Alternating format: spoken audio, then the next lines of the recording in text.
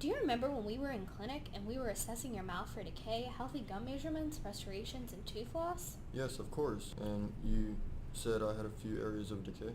Yes, that's correct. Well, today we'll have some extra time. So I wanted to go over the areas of decay and other concerns in your mouth and how what you're eating on a daily basis is contributing to them. Okay, that sounds great. I really love talking about nutrients. Good. So to start off, you had a few previous restorations and you were complaining about your mouth being a little dry. Yes, my mouth is a little dry. How does this affect my oral health? The saliva in your mouth helps balance the pH of your mouth, and when the pH of your mouth become more acidic, cavities are more likely to occur. Because you have less saliva, it is harder for your mouth to have a neutral pH, making you more susceptible to cavities and decay. Does the food I eat affect the pH of my mouth also? Yes, carbohydrates affect your mouth because they are broken down into sugars by your saliva and they cause an acidic effect to your mouth as well. Based off the information of the things you eat on a regular basis, I did an analysis so that you can see the carbohydrates in your diet that could be affecting your oral health. The ones I circled in red are the carbohydrates in your food plan that have a negative effects on the mouth's pH, such as the Fruity Pebbles or the Fruit Pops you like to eat before bed. These foods take around 40 minutes to stop having an acidic effect on your mouth. You can reduce the food's acidic effect by drinking water while eating these foods, eating them with a meal, or brushing your teeth after eating them to lower the acidic effects the foods have on your oral cavity, which causes decay. So there's three things, and this makes me modern risk based off the things I eat? Correct. I also wanted to talk about your oral hygiene instructions. When you first started coming into clinic, you had 80% of plaque in your mouth when we disclosed, and this number reduced to 30% in your last 3 appointments, which is great. But we can still do better. High plaque scores are another thing that eating carbohydrates contribute to. By using those simple methods, you can also reduce plaque formation. Those foods affect my mouth's pH for 40 minutes? That's crazy. Yes, it is. In your assessment, we also discovered that you have some difficulty brushing your premolars and molars. These are also the areas of your mouth that have restorations, as you can see on the chart, so you need to make sure that you are using fluoride products and correctly brushing angles on those areas like we went over in clinic. Okay, great. Thanks for pointing it out to me.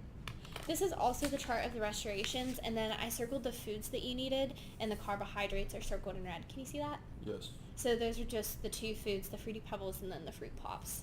Okay, And I great. just circled them so they're the ones that have a negative effect on your oral cavity. From your food analysis, I recognize that you have a low intake for dairy. It's important to eat dairy because it leads to weak bones and teeth.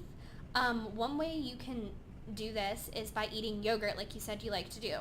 Also, by drinking the milk that you use in your cereal every morning would be a huge benefit to your dairy intake. So a lack of calcium can lead to tooth loss? Yes, correct. Based on the ideal day diet plan I made for you, you can see that simple things you can implement in your daily diet to get the right amount of nutrients will also help support your oral health. Okay.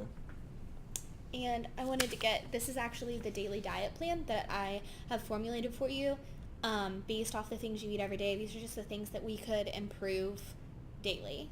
Like, Okay. these would just be small improvements that would help impact.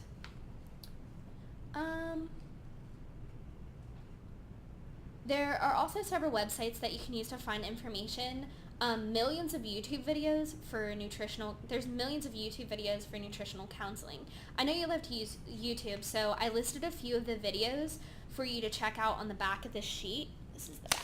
So those are just the YouTube videos that I think would be really beneficial for you to check out. So check out the back of the sheet. The best videos to watch are the ones supported by the ADA guidelines. I would also like to do a follow-up appointment in about 3 months in August to see how you've been doing based on the recommendations for the nutritional counseling. Would that be okay? Yes, I would be okay with that. What will we do at that appointment, and would it be okay if I just called instead, because I don't know if I will be able to take off for school at that time? Yes, of course. A short phone call will do the trick. I will just ask you to give me any updates on the foods you have been regularly eating and assessing at that time, to assess the effects that it could have towards your oral health like we did today. On a scale of 1 to 10, how likely do you think that you will be able to make these changes in your diet, and why? I would say 7 to 10 for being likely to make changes because I do not understand the effects of the things I eat, and now that I do, I will make changes. So you think a 7 out of 10, and you will feel like you have a better understanding on your diet effects and your oral health? That's awesome. I can't wait to go over the new nutrition assessment again with you in August. Great.